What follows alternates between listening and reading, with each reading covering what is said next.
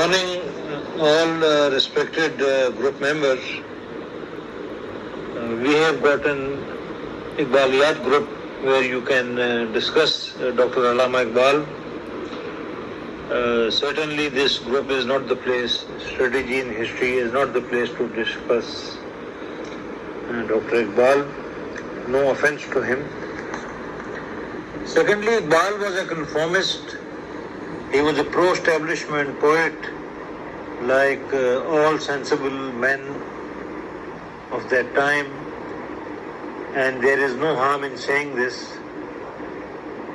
The British, as they stood in 1803 to 1947, were a world-class power, and no sane man could think of opposing them.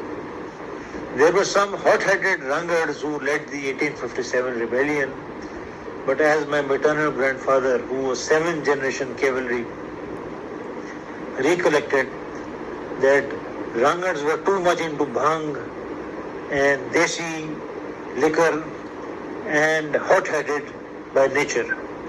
So it was they who led the rebellion, naturally grossly underestimating the British company, and of course the rebellion was a total failure, as it was inevitably going to be. All the great so-called Muslim leaders were pro-establishment, pragmatic. They had nothing to do with rebellion. This includes all leaders from Sir Sayyid to Jinnah. And the basic Muslim political philosophy after 1857 was loyalism. Loyalism meant that the Muslims must be loyal to the British so that they have a fair share in the power pie, in the political pie, in the jobs pie. And this policy, this philosophy was pioneered by Sir Sayyid Ahmad Khan. Of course, he was given the title of Sir because he played an important role in preventing the Muslims from joining the Congress session, I think at Lucknow, and the British decided to reward him.